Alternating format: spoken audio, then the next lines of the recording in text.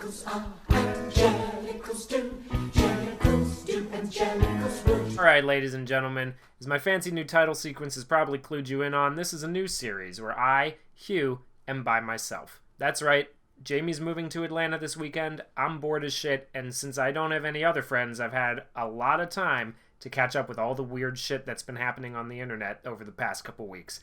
And let me just say, wow.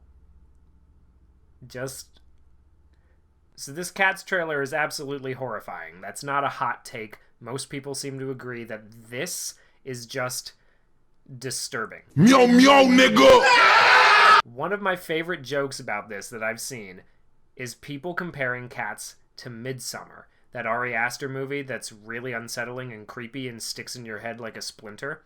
So the joke, obviously, is that Midsommar is a horror movie, right?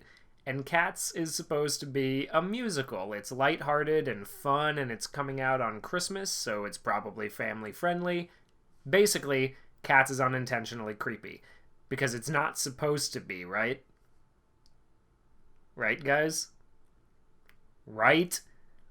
So not to argue from authority here, but in my one and only venture into musical theater, I was actually in a production of Cats. It was when I was in elementary school, but the trauma of it has lingered with me to this day. Mostly because of the photo evidence that none of you will ever see, but let's move on. In order to prepare us for this production, our teachers had us watch an old VHS recording of the play every single day. This play is burned into my brain, and the reason I'm making this video right now is because I don't think anybody making the joke comparison to Midsommar realizes exactly how accurate that comparison actually is. So I'm gonna break down for you exactly how fucking insane this play is. Here we go, let's get started. Chapter 1, Old Possum's Book of Practical Cats. So the play is based on a book. Not an actual book, though, with a story and chapters and characters that go through some kind of change from beginning to end after facing off with an antagonist. It's based off of a book of poems that T.S. Eliot wrote for his grandchildren. They're just a bunch of whimsical, kind of goofy poems about cats that are supposed to make kids giggle. There's one about a cat that was a pirate. There's one about a cat that's like a bank robber or something who can fucking fly and turn invisible. See? It's goofy. It's funny. There is no reason anyone should have looked at this book and gone, hey, you know what would be awesome? If I took this book of kids' poems about funny cats and made a bunch of grown adults dress up as them and dance and sing for other grown adults. And then Andrew Lloyd Webber came along. Chapter 2, Andrew Lloyd Webber was on crack!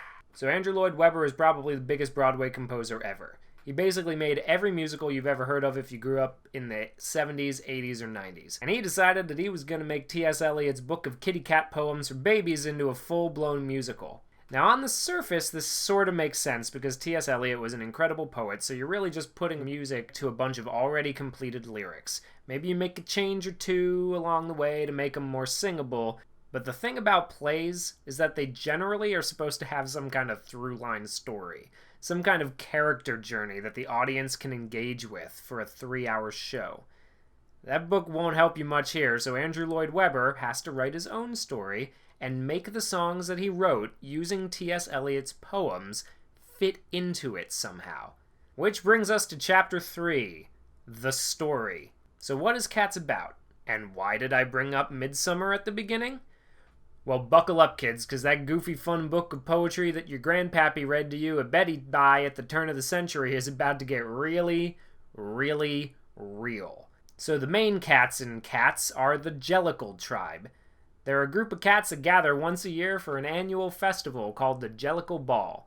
And what do they do at the Jellicle Ball? Well, I'm so glad you asked. You see, the Jellicle cats believe that the leader of their cult, Old Deuteronomy, has some kind of mystical connection to whatever divine nature the cats are a part of. And so every single year, all the cats meet up, dance around, introduce themselves, and vote on which of their elderly they're going to have Deuteronomy ritually sacrifice to be reborn. Starting to sound familiar here? So for the first half of the play, that's it. That's all the story. There is no main character. We get introduced to this gigolo cat named Rum Tum Tugger, these fucking burglar cats named Mungo Jerry and Rumpelteazer. I think there's one named Jenny Any Dots. The dude that I played is called Monkastrap. And ignoring how weird these names would be even in something like Lord of the Rings, None of these cats is a character. They just show up, sing a little song about themselves, and are pushed off the stage so that the next cat can do it too. And for most of these, the guy who picks the sacrifice hasn't even shown up yet. So are they volunteering as tribute? Or are they just recounting their life stories to each other for shits and giggles?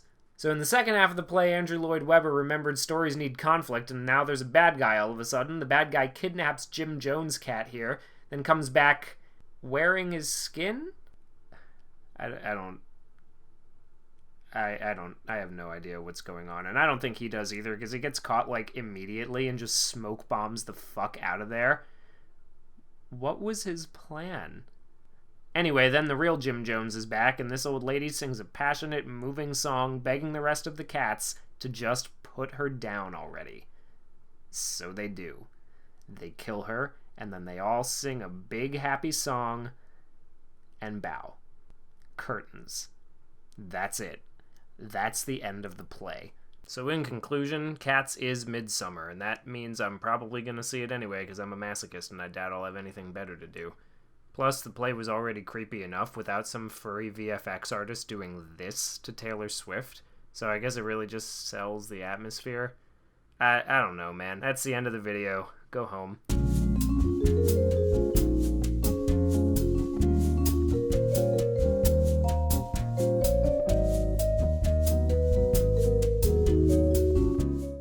We are the future, Charles, not them. They no longer matter.